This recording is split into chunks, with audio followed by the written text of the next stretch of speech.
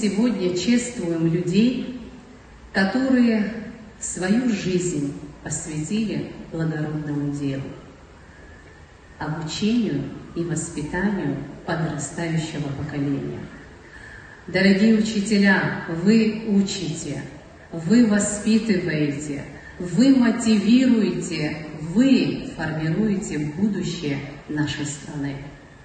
Дорогие коллеги, именно учителя стояли у истоков современного независимого абхазского государства. Дорогие учителя, вы сейчас закладываете фундамент сильного, успешного будущего нашей страны.